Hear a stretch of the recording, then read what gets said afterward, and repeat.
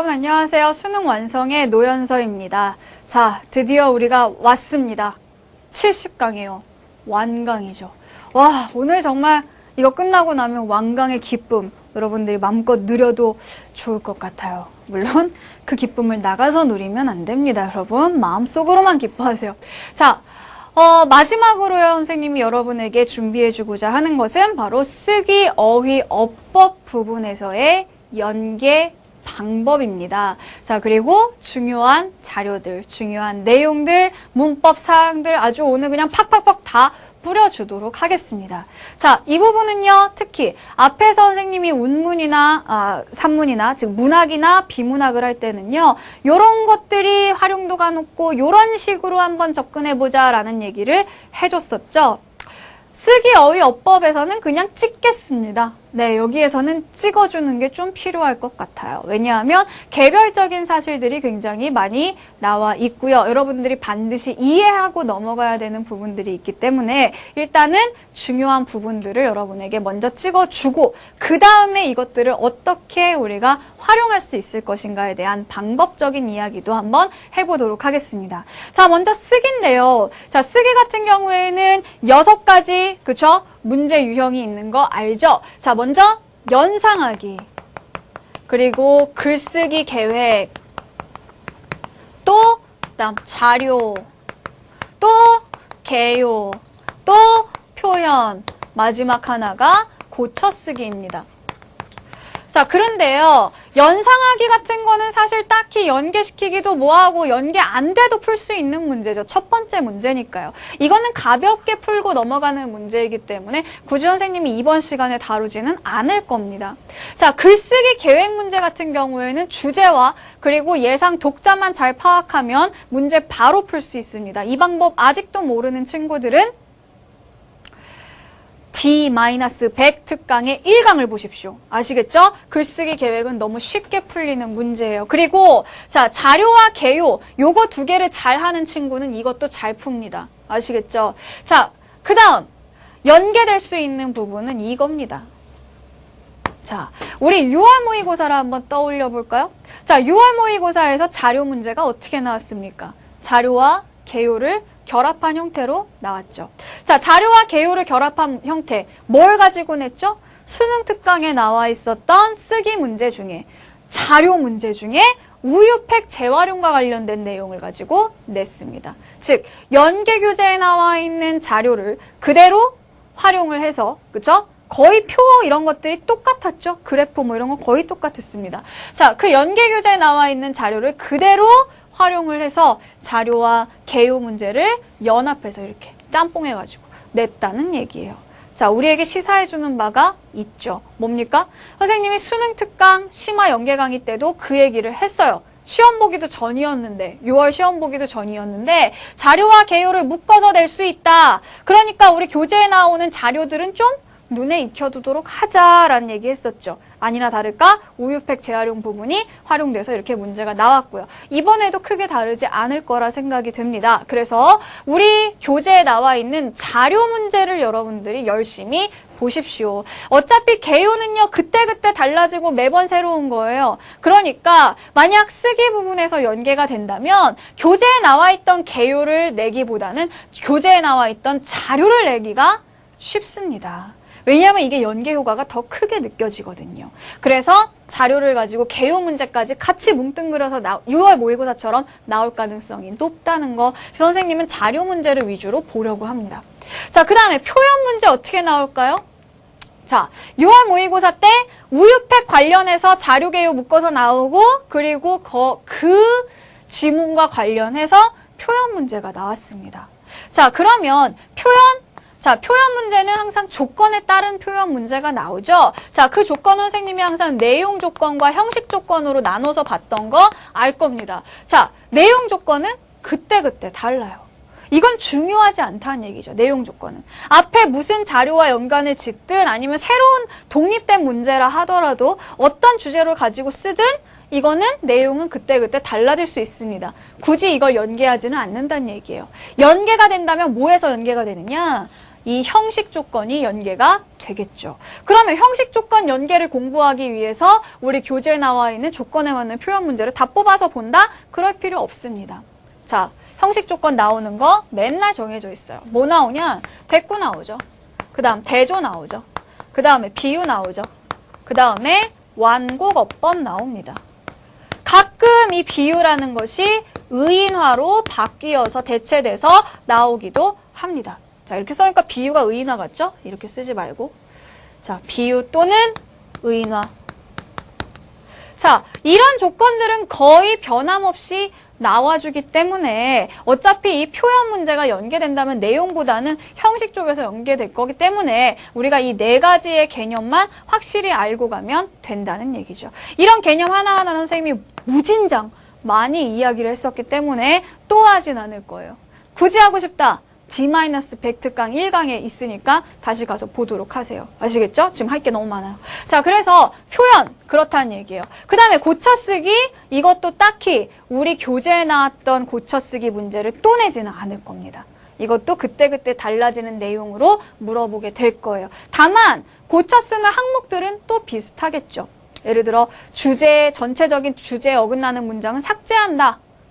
자, 그리고 앞뒤가 잘 안 맞으면 문장 위치 바꾼다. 접속어 그러나 따라서 그러므로 이런 것들 없으면은 여기에다가 껴준다. 만약에 잘못 사용을 했다면 적절한 걸로 바꿔준다. 그리고 맞춤법 틀린 거, 단어의 사용이 적절하지 않은 거. 이런 식으로 밑줄 친 기역에서 미음까지는 항상 같은 내용이 나오게 됩니다. 그러니까 여러분 지금까지 문제 푼 것들 그대로 생각을 해가지고요. 똑같은 문제가 나온다라기보다 이런 부분들에서 밑줄 쳐가지고 문제 나올 수 있다는 점만 기억해 주시면 될 것 같아요. 자, 그럼 쓰기 우리 연계 대비해서 뭐만 보면 될까요? 이렇게 보니까. 보이죠? 요거. 자, 요게 연계의 핵입니다. 자, 그래서 선생님이 우리 수능 완성에 나와 있는 자료 문제들 중에서 좀 중요한 자료, 중요한 의미를 가지고 있는 자료만 뽑아봤습니다.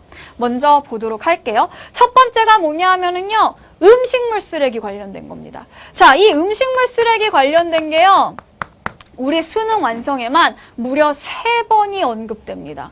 2번은 쓰기 문제에 나왔고요. 1번은 비문학 기술 지문에 나옵니다. 자, 비문학 기술 지문까지 왜 여기다 끌어들이느냐? 왜 끌어들일까요? 솔직히 말해서 우리 지금 여기 나와 있는 문제 중에 한 문제가 여러분이 굉장히 어렵게 풀었던 문제가 있습니다. 그리고 선생님이 좀 이런 자료가 보강됐으면 좋겠다 했던 그런 문제가 있거든요. 바로 그 보강되는 자료를 이 비문학 지문이 가지고 있어요. 자, 그러면 어떤 식으로 볼 수 있는지 한번 보도록 할게요. 자, 먼저 첫 번째 문제를 보세요. 자, 우리 유형편에 나와 있었던 문제를 한번 보도록 합니다. 자, 이 문제를 보면은요. 자, 자료 문제 연계 대비하는 방법 뭐라 그랬어요? 우리가 자료만 보는 것이 아니라 이것과 개요가 합쳐져서 나올 수 있는 가능성을 항상 생각하라 그랬죠. 자, 그러면 이 가능성을 생각한다는 건 어떻게 공부를 하는 거냐? 우리가 가나다, ABC 각각의 자료를 보게 될 겁니다. 그러면 여러분은 그 자료를 보면서 자동적으로 이걸 가지고 개요를 쓴다면 이 각각의 자료는 개요의 어떤 부분에 들어갈 수 있을까? 이걸 염두에 두면서 생각을 해주라는 겁니다. 자, 그러면 개요의 일반적인 틀은 뭐죠? 첫 번째, 서론이죠. 자, 서론에는 뭐가 나오냐? 실태와 문제가 제기됩니다. 문제 제기. 자, 두 번째, 본론이죠. 자, 본론에는 뭐가 나오느냐? 자, 먼저 문제의 원인이 나와요. 자, 그 다음에는 뭐죠? 해결 방안이 나오죠. 중요한 거는 뭐냐면 반드시 문제의 원인에 맞는 해결 방안들이 즉 1대1로 대응이 되어서 나온다는 얘기입니다. 세 번째 결론이죠. 자, 결론은 항상 실천, 촉구 이런 식으로 나오게 됩니다. 우리가 보는 자료들은 보통 이 둘 중에 하나에 들어가게 돼요. 서론 아니면 본론으로 들어간다는 얘기죠. 자, 그러면 한번 여기 나와 있는 자료들을 볼게요. 자, 음식물 쓰레기 여기에서 이 첫 번째 유형편 문제의 자료를 봅니다. 자, 먼저 첫 번째 신문기사 자료를 한번 보세요. 자, 이 신문기사 같은 경우에는 대체로 어떤 문제를 제기할 때 많이 쓰이게 돼요. 자, 이걸 볼게요. 자, 정부의 감량 정책에도 불구하고 음식물 쓰레기는 좀처럼 줄지 않는다. 자, 음식물 쓰레기가 줄어들지 않는다는 뭐가 들어있죠? 문제 제기가 나타나 있죠. 즉, 이 기사는 이 부분에 사용할 수 있는 겁니다. 자, 그 다음에요. 자, 음식물 쓰레기 발생량은 2001년 1만 어쩌고 해서 2009년 1만 어쩌고로 자, 1237에서 4118로 늘어났으니까 엄청 늘어난 거죠. 그죠? 같은 기간 생활 폐기물, 즉 음식물 쓰레기 말고 다른 쓰레기들은 5% 늘어났는데 음식물은 25%가 늘어났다는 겁니다. 음식물 쓰레기는 생활 폐기물의 3분의 1에 가까운 규모다라고 해서 음식물 쓰레기와 관련된 어떤 현황, 문제를 제기하고 있죠. 자, 그 다음 보시면은요. 정부는 1997년 어쩌고저쩌고 해가지고요. 2005년부터 음식물과 쓰레기가 분리수거됐다라는 얘기를 하고 있습니다. 그런데 분리수거에 두 가지 종류가 있죠. 뭐냐 하면, 자, 다 가구마다, 즉 집집마다 똑같은 돈을 내고 얼마를 버리든, 자, 얼만큼을 버리든 똑같은 돈을 내는 곳이 있고, 그리고 버리는 양에 따라서 돈을 다르게 내는 그런 곳이 있습니다. 자, 여기에서 버리는 양에 따라 돈이 달라진 거. 즉, 많이 버리면 돈을 많이 내고, 조금 버리면 돈을 조금 내는 거. 뭐라고 돼 있죠? 종량제라고 돼 있죠. 자, 사람들은 그러면 어느 경우에 조금 버릴까요? 똑같은 돈을 낸다면 그냥 많이 버려도 상관이 없겠죠. 하지만 양에 따라서 이 돈이 부과가 된다면 당연히 사람들은 돈이 조금 나가게 할 거니까 음식물 쓰레기를 적게 버릴 겁니다. 자, 그런데 문제는 뭐예요? 종량제. 그러한 종량제가 시행되는 곳은 뭐다? 30곳에 불과하다. 역시 뭡니까 이것도? 문제 제기가 될 수가 있겠죠. 그죠? 자, 그러면 나단락을 볼게요. 자, 나자료. 나자료는 인터뷰입니다. 자, 인터뷰는 전문가의 인터뷰와 일반인 인터뷰가 있는데 일반인 인터뷰의 경우에는 어때요? 어떤 실태나 뭐 이런 것들을 역시 보여줄 수 있어요. 일반인 인터뷰. 아, 너무 힘들어요. 뭐 이런 건 너무 싫어요. 이런 식으로 실태나 문제 제기를 할 때 사용될 수 있습니다. 그에 반해서 전문가 인터뷰는 어떻죠? 좀 더 전문적으로 원인을 분석하죠. 또 전문가로서 해결책을 제시해 줄 수도 있겠죠. 자, 그럼 여기 보면은 보세요. 자, 음식 문화를 개선하려는 시민단체 땡땡땡 소장입니다. 이 사람은 전문가로 봐줘야겠죠. 자, 그럼 보세요. 자, 여기 나온 거는 원인입니까? 해결책입니까? 원인이죠. 우리 사회에 왜 음식물 쓰레기가 많이 발생을 하느냐? 이유가 뭐라는 거예요? 음식물을 많이 남기는 식문화가 원인이다. 주인은 뭔가 인심 좋게 보이려니까 사람들이 먹는 양보다 푸짐하게 주고, 그럼 사람들은 다 안 먹고 또 이거를 많이 남기고, 손님들도 그렇다는 거예요. 자기가 먹을 만큼만 주문하면 되는데 이것도 먹고 싶고 저것도 먹고 싶으니까 훨씬 더 많이 주문해서 다 먹지도 않고 남기고, 그러면 남은 거 포장해 가면 되는데 포장도 안 하고. 자, 이런 식으로 음식물이 많이 남을 수밖에 없는 그런 식문화를 가지고 있기 때문에 음식물 쓰레기가 증가하게 된다. 어떻습니까? 전문가 인터뷰다 보니까 어디에? 원인 분석에 이 자료를 사용할 수가 있겠죠. 그죠? 자, 그 다음 다의 통계 자료를 한번 봅니다. 자, 통계 자료의 1번을 보면 뭐가 나와 있냐 하면은요. 자, 보세요. 음식물 쓰레기 발생량이 화살표를 기준으로 해서 줄어들고 있죠. 그러면 그 화살표의 기준이 뭐예요? 뭐 때문에 줄어든 거죠? 배출량 비례제, 즉 종량제를 시행하게 되면서. 그죠? 종량제가 시행되기 전에는 이렇게 높은데 종량제가 시행되면서 이것이 점점 2009년, 2010년에 줄어들고 있다라는 것을 보여줍니다. 그러면 이 내용은 어디 들어갈 수 있을까요? 자, 다의 통계자료 1번 내용은 어디로? 그렇죠. 해결 방안으로 들어갈 수 있습니다. 종량제를 시행하면 이렇게 줄어들 수 있다. 그러니까 시행하자라는 얘기로 근거 자료로 쓸 수가 있겠죠. 그죠? 뒷받침해주는 자료로. 그 다음에 다의 2번 자료를 한번 봅니다. 자, 다의 2번 자료를 보면 연도별 바이오가스 이용에 따른 경제적 효과가 있어요. 자, 보면 바이오가스 이용량이 2008, 9, 10 하면서 점점 늘어나죠. 그죠? 자, 그러면 경제적 효과도 보면 원유 대체 효과 올라가고 있고 온실가스 감축도 올라가고 있습니다. 즉, 바이오가스를 이용하면 이러한 경제적 효과가 나타날 수 있다. 그러면 어떻게 해야 돼요? 자, 해결 방안. 음식물 쓰레기를 어떻게 처리할 거냐? 바이오가스로 만들자. 이런 식으로 해결 방안 역시 주어질 수 있다는 거죠. 그죠? 자, 그러면 이와 관련해서 자, 또 다른 자료를 한번 보도록 하겠습니다. 우리 실전편에 나오는 자료인데요. 자, 이 실전편에 역시 그 실전 모의고사 제4회에 7번 문제가 하나 있죠. 이 7번 문제도 뭐냐 하면 보세요. 음식물 쓰레기 문제와 해결 방안에 관한 글을 쓰기 위해 가나다를 수집했대요. 자, 가나다가 각각 어디 들어갈지 한번 볼까요? 이 경우에는 가가 통계 자료입니다. 그렇죠? 자, 가의 이게 2번 문제라고 칩시다. 자, 가의 통계 자료 같은 경우에 통계 자료는 실태나 문제 제기 이런 걸 보여줄 수 있다고 했어요. 자, 가의 1번을 보니까 뭐라고 돼 있어요? 1일 음식물 쓰레기 배출량 증가 추이라고 돼 있죠. 어때요? 점점 증가하고 있습니다. 어때요? 아까 여기에서 문제 제기했던 내용이랑 똑같죠? 점점 증가하고 있다. 자, 여기에 서론의 실태에 이 자료를 활용해서 뒷받침할 수 있을 겁니다. 자, 그 다음에 2번 같은 경우에는요. 음식물 쓰레기 발생 원별 구성이라고 돼 있죠. 그렇죠? 자, 이 경우에는 뭐예요? 일반 가정이나 소형 음식점이 가장 많은, 그렇죠? 가장 많은 그런 발생을 가장 많이 음식물 쓰레기를 발생시키고 있다라는 그런 얘기입니다. 자, 그러면 이 내용은 어디 들어갈 수 있을까요? 그쵸? 문제의 원인? 뭐 이런 쪽에서 활용이 가능할 겁니다.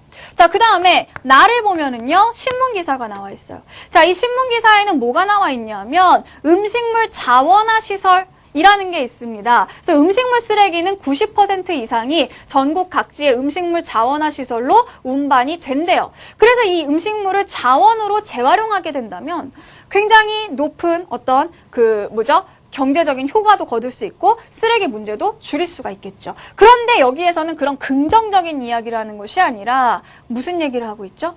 상당량이 제대로 자원화되지 못한다는 그런 실태를 보여주고 있습니다. 그죠? 이유가 뭐예요? 별로 이런 거에 대해서 어때요? 설비 증대나 기술 향상을 꾀하지 않고 있기 때문에 자원화 시설의 질을 높이려고 하고 있지 않기 때문에 제대로 자원화가 이루어지지 않는다라는 역시 문제의 원인을 제시를 해주고 있습니다. 자, 마지막으로 아예 전문가 인터뷰라고 써있죠? 자, 전문가 인터뷰는 뭡니까? 문제의 원인을 제시하거나 해결 방안을 줄 수 있습니다. 자, 그러면 보세요. 자, 음식물 쓰레기로 버려지는 식량 자원 가치는 연간 18조 원을 넘으며 처리 비용으로 6천억 원 이상이 들고 있습니다. 이거 뭡니까? 음식물 쓰레기가 굉장한 어떤 경제적인 손실을 가져온다라는 문제 제기가 될 수 있겠죠. 이 부분은.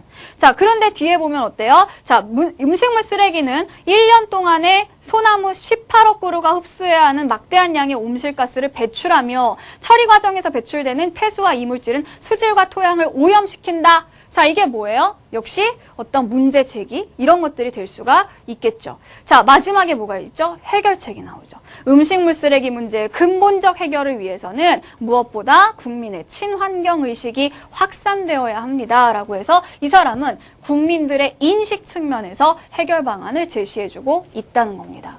자, 그러면 보세요. 자, 문제를 내는 입장에서 자, 1번 문제의 자료들과 2번 문제의 자료를 결합해서 하나의 개요를 만들 수 있지 않을까요? 그죠? 우리한테 이게 꼭 이 문제와 이 문제가 독립된 문제로 생각이 돼서 우리한테 둘 중 하나만 제시될 것 같지는 않아요. 왜냐하면 두 쪽 모두 약간씩 조금씩 모자라요. 그렇기 때문에 이런 것들을 보완할 수 있도록 각각의 자료를 좀 가져와서 쓸 수 있을 것 같습니다. 자, 그러면 선생님이 다시 개요를 깨끗하게 만들어 놓고 양쪽에서 자료를 어떻게 가져올 수 있을지 한번 해볼게요. 여러분 다른 문제 풀 때도 이렇게 하시면 돼요. 자, 그럼 한번 보죠. 자, 서론에는 일단 실태나 문제 제기가 들어가야 됩니다. 자, 그러니까 1번 문제, 첫 번째 문제의 신문기사가 여기 들어와 줄 수 있겠죠. 그쵸? 자, 음식물 쓰레기가 점점 늘어나고 있다라는 얘기를 여기에서 해줄 수 있습니다. 그리고 그거에 대해서 뭐예요? 뒷받침 자료로 역시 2번에 가에 나와 있는 통계 자료를 증거 자료로 제시를 해줄 수 있겠죠. 그쵸? 이에 가의 그 1번 자료. 이런 식으로 실태를 제기할 수가 있습니다. 또 실태만 제시해주는 것뿐만 아니라 자, 음식물 쓰레기가 많아지면 뭐가 안 좋은지 거기에서 파생되는 문제도 제기할 수가 있겠죠. 왜? 음식물 쓰레기가 많아지면 왜 안 좋아? 자, 그거는 어디에서 얘기할 수 있냐? 자, 2번 문제의 다자료, 즉 전문가 인터뷰 자료를 보게 된다면 어때요? 너무나 음식물 쓰레기로 인해서 사회적 비용이 낭비가 되고요. 그리고 토양이 오염된다. 뭐 이런 식으로 얘기가 나와주고 있죠. 그래서 문제점이 여기에 제시가 될 수 있는 겁니다.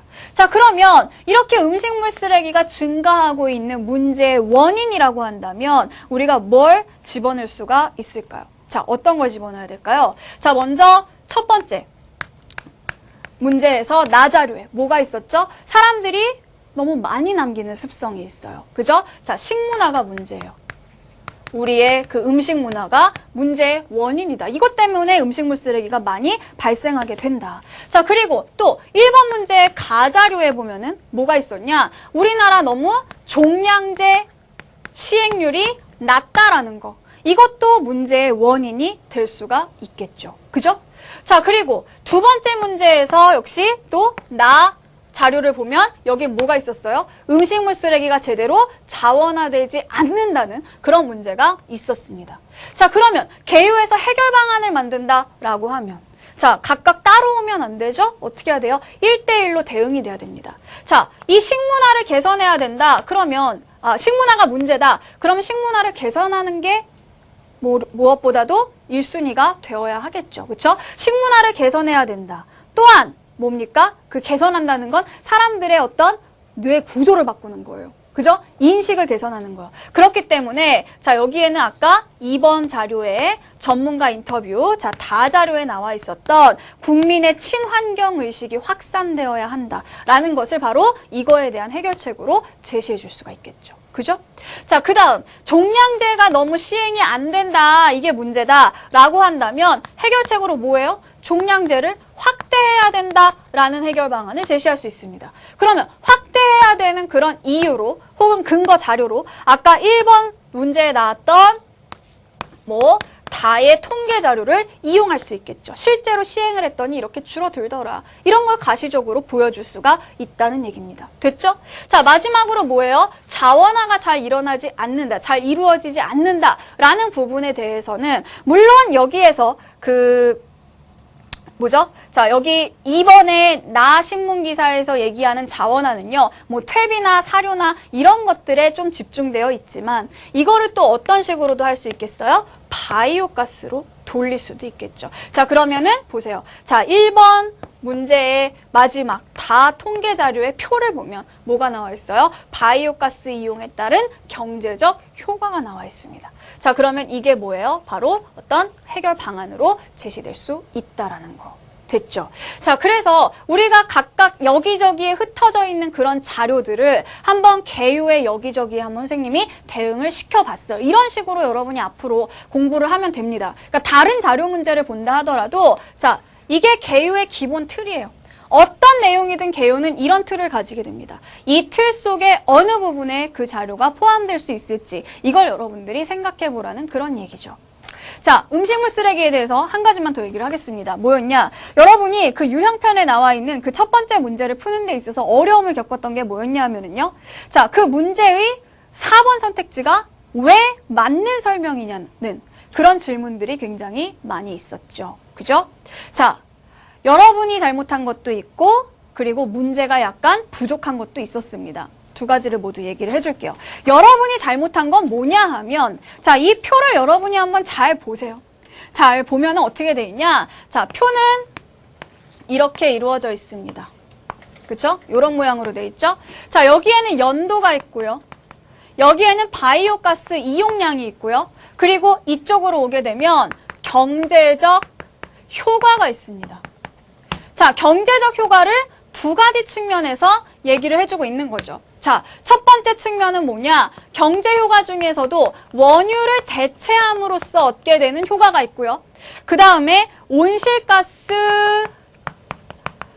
감축으로 인해서 얻게 되는 경제적 효과가 있다는 거죠. 그럼 여러분이 이 표를 봤을 때는 어떻게 보는 것이 정석이냐? 보세요. 바이오가스 이용에 따라서 경제적 효과가 나타납니다. 즉, 바이오가스 때문에 원유 대체 효과가 이렇게 나타나고요. 바이오가스 때문에 온실가스 감축 효과가 이렇게 나타난다는 거죠. 즉, 이 효과와 이 효과는 어때요? 서로 독립적인 거예요. 근데 여러분은 이걸 어떻게 풀었냐 하면 4번 보십시오. 자, 식문화를 개선하면 온실가스 감축 효과가 있음을 제시한다. 선생님, 식문화를 개선하면 음식물 쓰레기가 줄어들잖아요. 그럼 음식물 쓰레기가 줄어들면 그만큼 바이오가스를 못 만들잖아요. 그러면 바이오가스를 못 만들면 자, 원유 대체량이 줄어드니까 온실가스 감축 효과도 줄어드는 거 아닌가요? 이렇게 말할 수 있다는 거죠. 그쵸? 그렇게 생각했죠? 그래서 4번이 답이라고 아마 생각을 했을 겁니다. 근데 채점을 해보니까 웬 4번이 답이 아니고 5번이 답이네. 자, 뭘 잘못 생각한 건지 아시겠어요? 자, 여기에서 일로 가는 효과와 여기에서 일로 가는 효과는 독립적인 겁니다. 이렇게 생각하는 거는 일단 잘못됐다는 거죠. 일단 그게 우리가 한 잘못입니다. 자, 우리가 한 잘못은 그렇게 인정을 하고요. 그렇다 하더라도 한 가지 자료만 더 있었다면 이 문제는 더 좋은 문제가 됐을 겁니다. 그래서 선생님이 만약에 이 문제를 연계해서 낸다면 한 가지 자료를 추가할 거예요. 자, 어떤 자료를 추가하냐? 자, 우리 실전편에 나와 있었던 기술 지문에 보시면은요, 마지막 단락이 있습니다. 자, 마지막 단락의 내용을 읽어보면 뭐라고 되어 있냐면 자연적으로 만들어진 바이오가스의 성분인 메탄 이산화탄소. 자, 자연적으로 만들어진 바이오가스는 어떻게 만들어진 거냐? 자, 이 두 번째 단락을 보세요.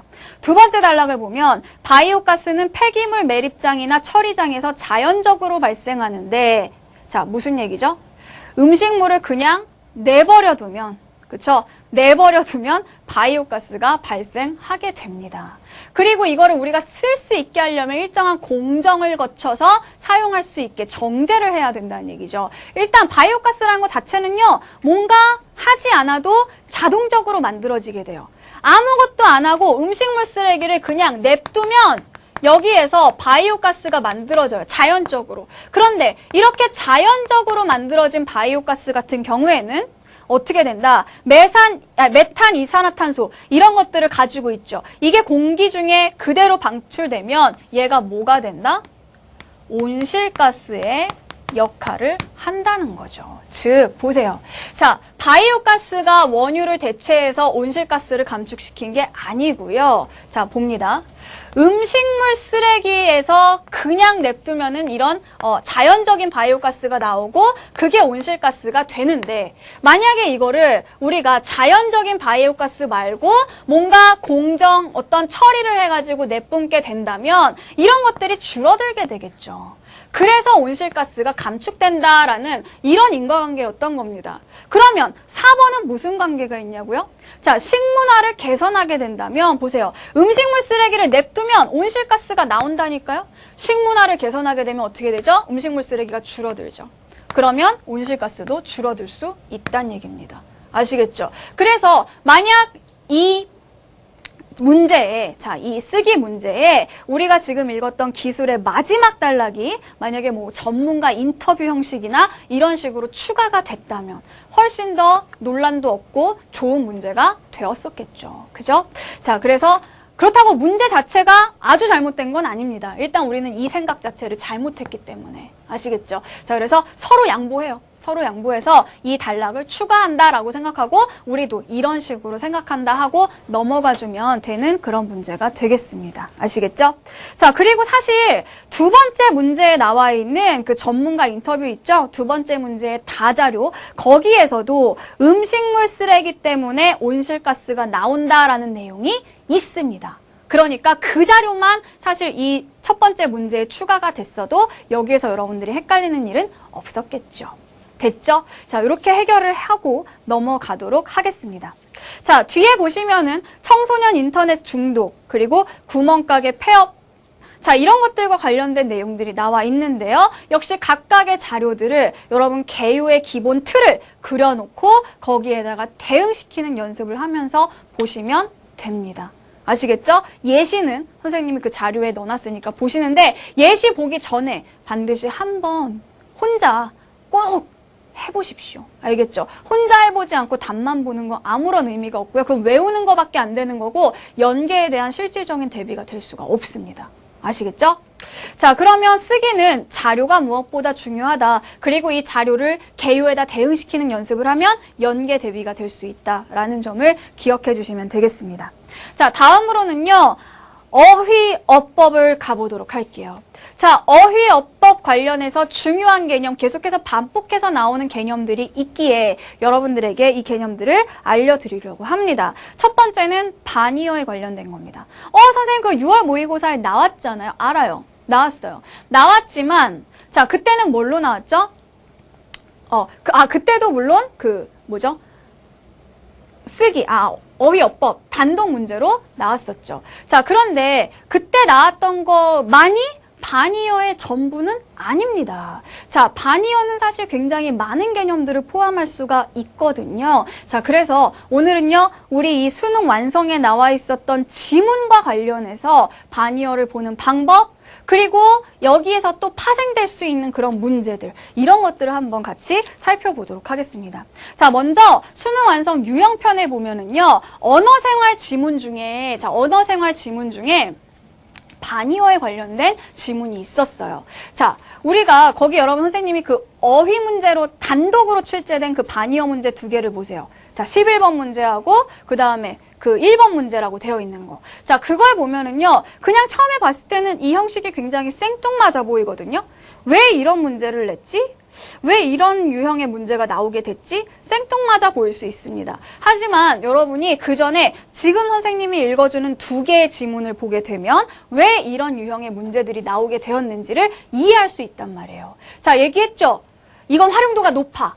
그거 별표하는 거는 의미가 없다고요. 왜 활용도가 높은지를 알아야 되는 겁니다. 자, 그러면 지문 2개를 먼저 보는데, 자, 먼저 첫 번째 지문을 한번 보도록 하세요. 자, 첫 번째 지문에는 뭐가 나와 있냐 하면은, 자, 어휘의 성분 분석과 관련된, 성분 분석과 관련된 그런 개념이 나와 있습니다. 자, 어휘의 성분 분석. 이라는 것은 무엇이냐? 성분 분석은 어떻게 하는 것이냐? 자, 의미 자질을 명시해 줌으로써 어휘 자체의 의미도 파악할 수 있다. 뭐 이런 얘기가 나오죠? 그래서 이거 여러분 지문에서 읽었던 거 아마 기억이 날 겁니다. 자, 예를 들어서 뭐냐 하면은요, 처녀라는 어휘가 있어요. 이 처녀를 의미 자질로 성분 분석을 하게 된다면, 자, 처녀는 일단 사람이죠.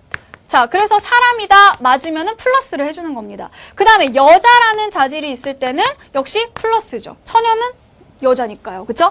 자, 그 다음에 성인. 그쵸? 처녀는 어른입니다. 여기에도 플러스죠. 그런데 처녀는 결혼했나요? 결혼은 안 했죠. 그래서 여기에 마이너스. 자, 이런 식으로 이 처녀라는 말의 의미를 구성하고 있는 여러 가지 기준들을 제시하고 이 기준을 플러스 마이너스로 표시하는 것, 이게 바로 성분 분석이라는 겁니다. 그리고 여기 들어가는 하나하나의 기준이 바로 무엇이냐? 바로 의미 자질이라는 거죠. 자, 그러면 이 의미 자질에서 중요한 거는 뭐냐? 반의어가 될 때. 자, 밑에 보면은요, 그 지문의 밑에 쪽을 보면은요, 자, 이 자질이 뭐 같으면 동의어고, 다 같은데 마지막 하나만 반대면 반의어고, 뭐 이런 얘기가 나와 있을 겁니다. 자, 즉 무슨 얘기냐? 여기에서 다 똑같은데, 자, 요것만 다르다. 이거는 마이너스인데 이거는 플러스다. 즉, 나머지는 다 똑같고 하나만 달라질 경우, 이 단어는 뭘까요? 뭐 기혼녀다. 라고 한다면 처녀와 기혼녀는 반의어라는 거죠. 다른 것이 다 같아야 돼요. 하나만 달라야 돼요. 반의어는 그렇다는 얘기입니다. 자, 그런데 보면은 뭐냐 하면은요. 자, 처녀와 기혼녀도 반의어지만 보세요. 이럴 수도 있죠. 사람이라는 것도 똑같고 성인이라는 것도 똑같고 결혼하지 않았다는 것도 똑같습니다. 즉, 처녀와 의미자질을 비교했을 때 나머지 3개는 같은데 여자라는 부분에서만 달라진다. 이거 역시 뭡니까? 반의어죠. 그죠? 나머지는 다 같고 하나만 다를 경우 이때도 반의어가 됩니다. 그러면은 이런 의미자질을 가지고 있는 단어인 총각. 역시 총각도 뭐예요? 처녀의 반의어가 될 수 있다는 얘기죠. 자, 이처럼 반의어란 뭐냐? 자, 모든 자질이 같고 하나만 다를 때, 이럴 때 우리가 반의어라고 하게 됩니다. 그래서 처녀와 총각, 그리고 처녀와 기혼녀가 반의어가 되죠. 그러면 기혼녀와 총각은 반의어가 될 수 있을까요? 없다는 얘기입니다. 왜냐하면 자 이거 같고 이거 같죠. 그런데 반대가 되는 성질이 두 개나 있잖아요. 이럴 경우에는 우리가 반이어라고 하지 않는다는 얘기죠. 자 그러면 이 내용을 다루고 있는 비슷한 지문이 인터넷 수능에도 있습니다. 자, 인터넷 수능을 봐주시면은요. 자, 인터넷 수능 비문학 155쪽에 나와 있는 지문이죠. 이 지문이 자, 관련해서 예전에 나온 적이 이 내용이 이제 연계가 돼가지고 6월 달에 나왔었는데, 자, 일단 이 지문이랑 한번 연결시켜서 보도록 하겠습니다. 자, 이걸 보시면은요. 자, 서로 반대되거나 대립되는 의미를 가진 단어 사이의 의미 관계를 반의 관계라고 하며 반의 관계에 있는 단어를 반의어라. 우리가 아는 얘기예요.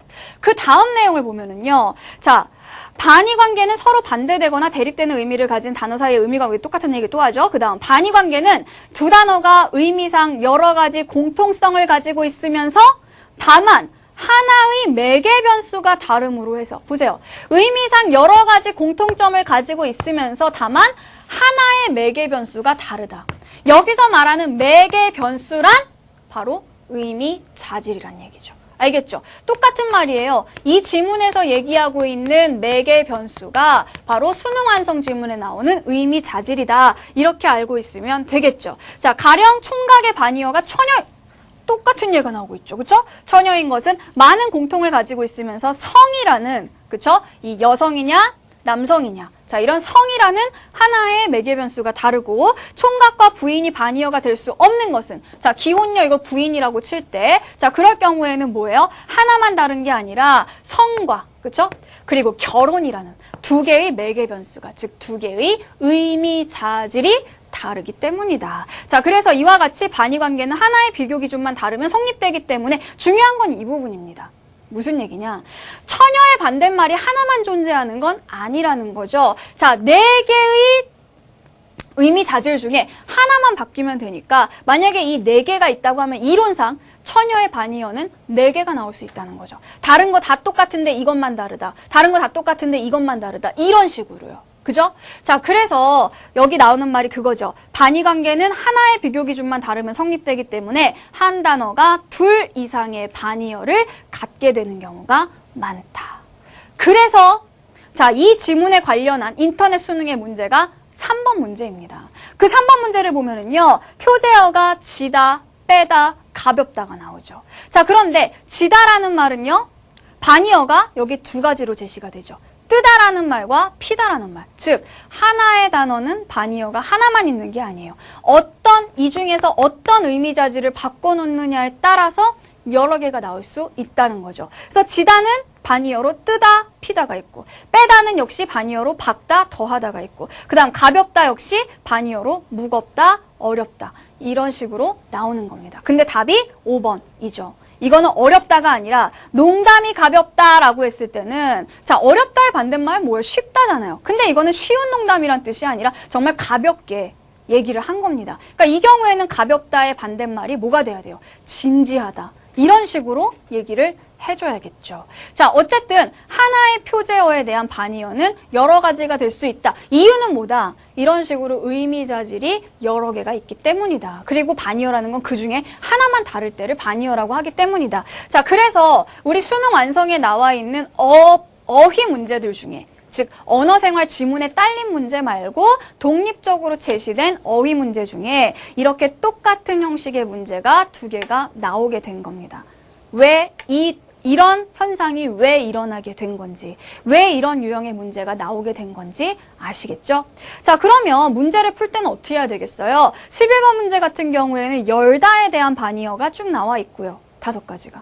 자, 그 다음에 그 1번 문제 같은 경우에는 가볍다에 대한 반의어가 쭉쭉 나와 있습니다. 이럴 경우, 자, 열다라는 말이 가지고 있는 여러 가지 의미 자질들이 있는데 그 중에 뭐를 바꿔놓은 게 5개의 반의어 중에 하나냐. 또 마찬가지로 가볍다라고 했을 때도 여러 가지 의미 자질들, 여러 가지 그 쓰임새가 있는데 그 중에서 뭘 바꿔놓은 게 그 반의어, 무겁다, 심하다, 신중하다 이런 것들이냐. 이거를 여러분들이 따져주면 되겠다라는 얘기죠. 의외로 푸는 건 쉽습니다. 그냥 그 자리에 집어넣어보고 말이 되면 되고 안 되면 안 되고 그냥 말이 되나 안 되나 보면 되는 거예요. 하지만 여기에 들어있는 깊숙이 들어있는 의미는 사실 그것보다 훨씬 더 중요하다는 얘기죠. 문제 자체는 그렇게 어렵지 않지만 여러분 머릿속에 이런 의미자질에 대한 개념이 있어야 여러분이 이거를 확실하게 알고 풀 수 있고요. 반이어에 관련된 또 다른 문제가 나온다 하더라도 절대 여러분들이 당황하지 않고 풀 수 있다는 얘기죠. 아시겠죠?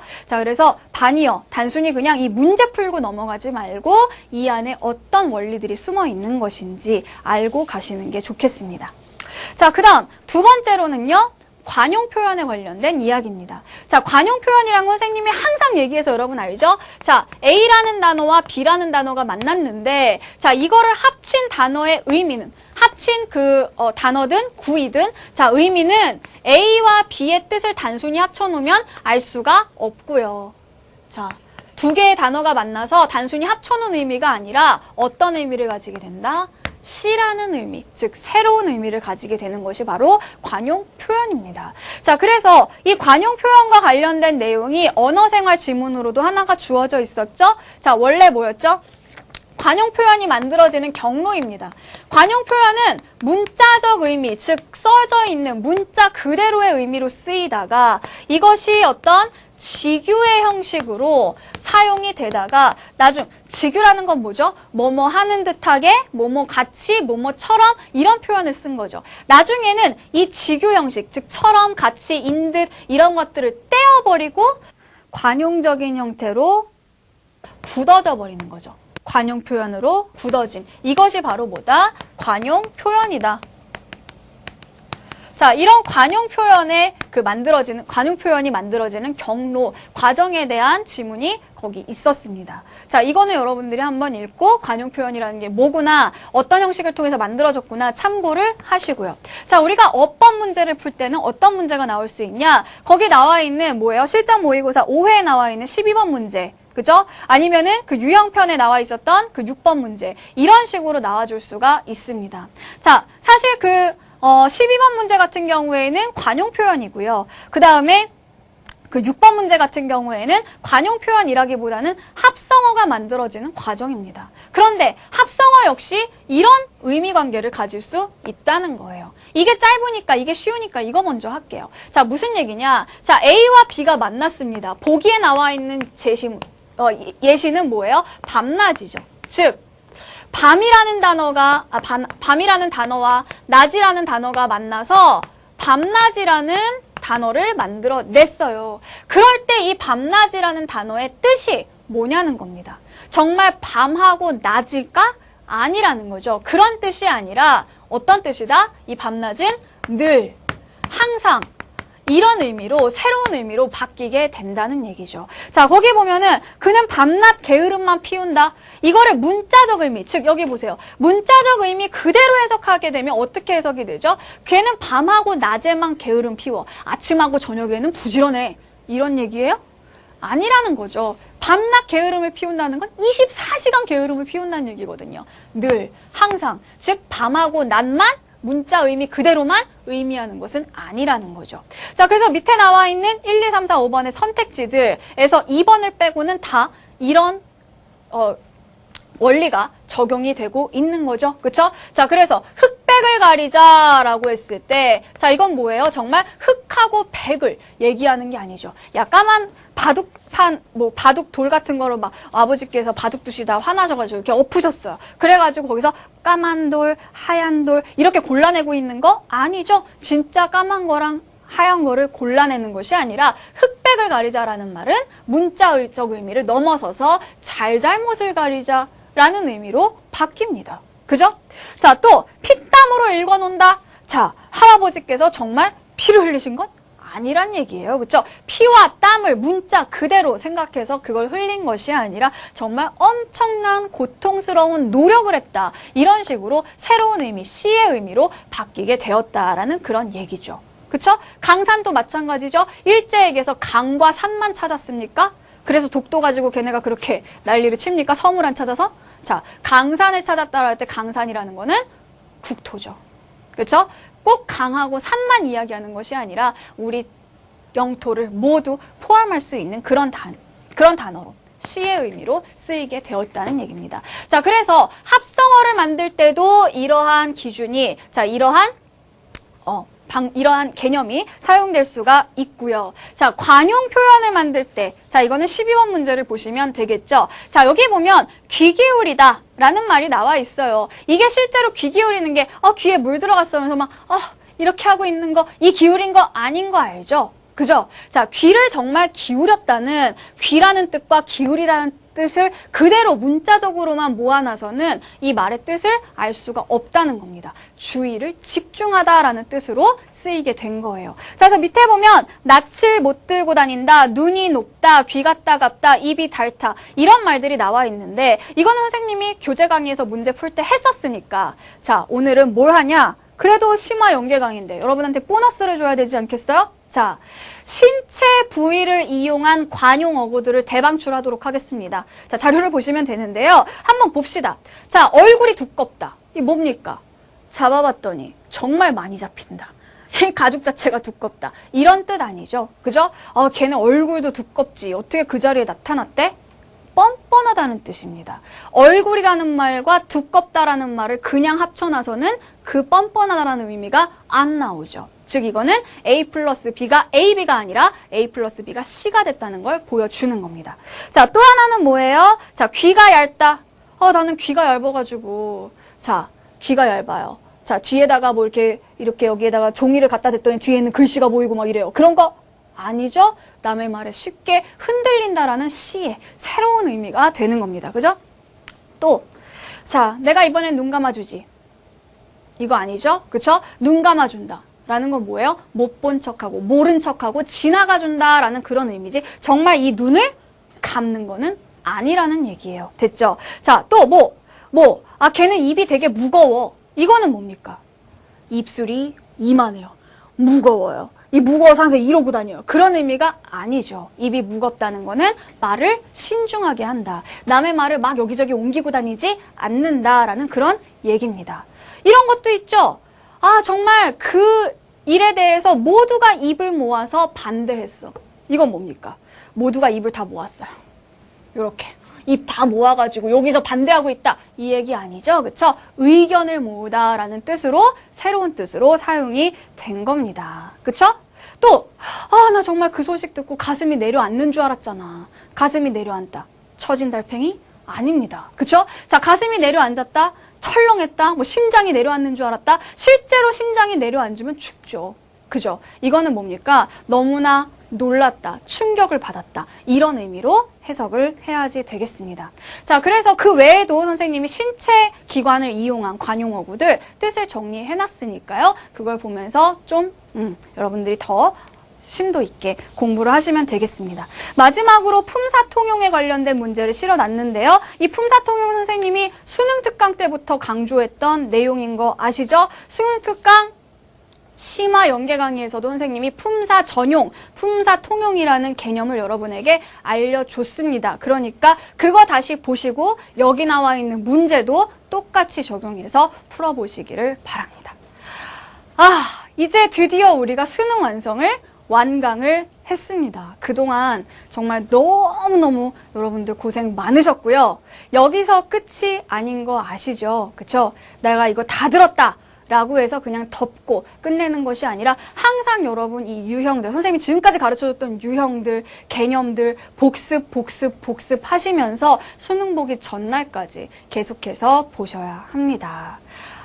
아쉽지만 여기에서 수능 완성을 마쳐야 할 것 같아요. 자, 우리 수능 보기 전에 또 만날 기회가 있을 겁니다. 그때 또 다른 강의로 여러분들을 찾아뵙도록 하겠습니다. 감사합니다.